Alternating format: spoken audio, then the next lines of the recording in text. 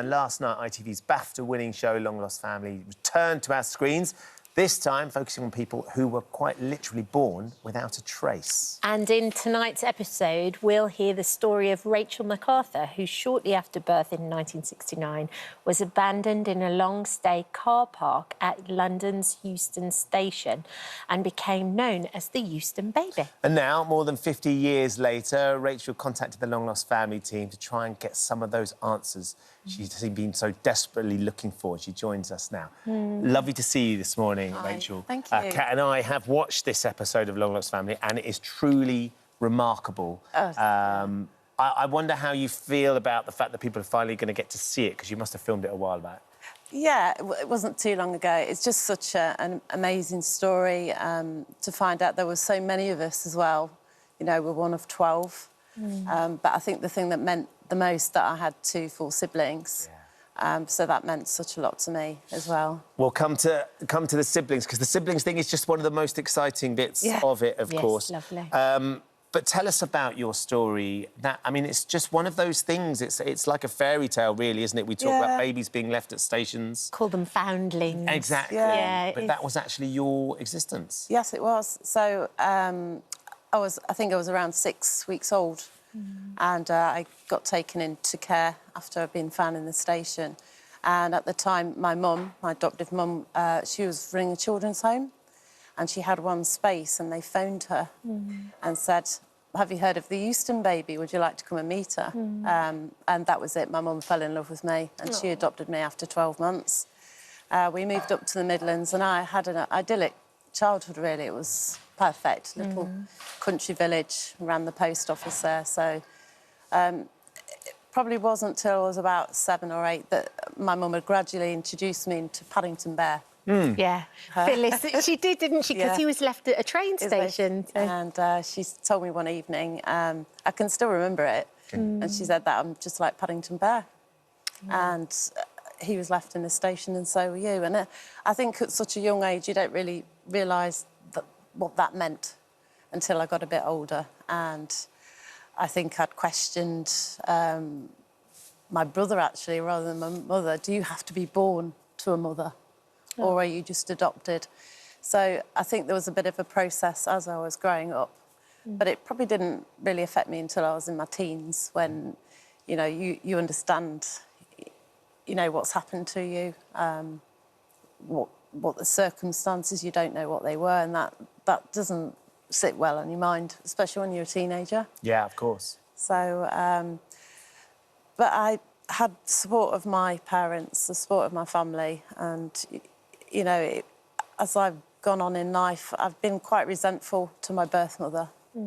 Didn't know her circumstances. And I think it probably wasn't until I'd given birth to my son, who's now 14, that I actually kind of came to terms a bit with how horrible it must have been to carry a baby for 9 months and then keep it for 6 weeks and then give it away, leave it. And that was it. I understand that she told nobody about my existence, so... We know that now, don't we, of course, since you've been through the programme. But it took the birth of your son for you to sort of realise how painful that must have been. Yeah, I sort of how difficult. came to terms with it, and I stopped being so angry at her and resentful. It's funny you mentioned the word foundling, because there was a series called Foundlings, and I used to watch that, and I used to get really angry watching it. Probably, you know, because it's so premeditated to leave a baby somewhere. It still goes on now. Well, that was the moment when you went to Euston Station and you actually stood there and had that moment, and that moment of realisation of, you know, she was there with you 6 weeks, and she'd made the decision that was what she was going to do, and she thought that was the best. So as you've kind of started to piece together the story, what did you find out about your birth mother? And She hadn't had a very good upbringing. No. I think she'd grown up in care with her.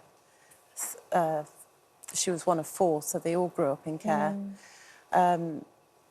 She had my older sister, Eileen, when she was 14. And then she's had me when she was 15. And we believe that she was living on the streets. Right. With Eileen and myself. Yeah. So she then went on to have another child a year later, and that was Shane. And he was taken straight to social services, I believe, in Ireland, and was adopted. So you suddenly find out about your mum, but crucially, you find out about your siblings. Yeah. You've got a sister and a brother. Yeah. And then there's more siblings as well along the way that are half-brothers or sisters or connected in some way. But you have these two brothers. What was that moment like when they told you had siblings? I couldn't believe it. Just couldn't believe it. I always wanted a big family. And, you know, part of my thing, did I have more siblings? Was she still alive? Sadly, she's not. I'm not going to be able to meet her. But to find out that I have such a big family, and of course the age we are, where they've all had kids themselves. So there's extended nieces and nephews, lots to meet. When you met, you had like an instantaneous kind of connection. I think we've got Eileen down the line now. Because she's in Canada. Good morning, Eileen. Good morning. Thank you so much for staying awake for us. No problem. Thank you. So how was this moment for you? Because it's an incredible moment in the show where you both walk into this room together and you hold and hold and hold each other and kind of don't let go. It was amazing, actually, when I first found out about her, which was in November of last year. And I was told that I have a sister, but at first they thought I was just a half-sister, and did the DNA and found out we were full-blood sisters. And that was pretty amazing. So, yeah, when I met her, it was just, first I saw a picture of her, and we do look alike, so that was kind of neat. And when I met her, it was, I always felt like there was something missing in my life. And I at first thought it was Shane when I was told about Shane. That wasn't quite it. And then when I met Rachel, it just seemed like that was it. She was the one I was missing. Yeah. And didn't know about it, but... Had your mum ever mentioned anything to you over the years, Eileen? Nothing at all. So, you know, she was... I think it was 2011 that I found out about Shane. And that was because Shane was trying to get a hold of our family, get a hold of us. Yeah. She felt like she was forced to tell me, and but nobody knew, not my aunt or anybody. And did Rachel look like your mum when you saw her first time? She does look like my mom. She's got similar eyes to my mom, sure. And they look so similar too. Looking at the two of you as well, it's just amazing. I bet you had so many questions for her, Rachel, when you first met. Yeah, absolutely, loads. You know, when you're a foundling, it's one big thing that nobody looks like you. So it was just amazing to be able to look at, you know, my sister and pictures and see people that look like me. It was just such a big thing for me. And the most amazing thing now is you've got each other forever now. Yeah. And that connection will always now be there. Yeah. Like I say, it's built. I always had that connection initially, but it's got stronger and stronger.